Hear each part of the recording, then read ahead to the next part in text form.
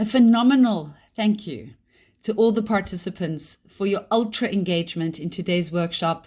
on leading with emotional and conversational intelligence. It was truly exciting to unpack all the various aspects that impact our ability to communicate, to connect, to co-create, and to navigate as per Judith Glaser's conversational intelligence. We explored the neuroscience and the biochemistry of communication, the impact that the neurotransmitters and hormones,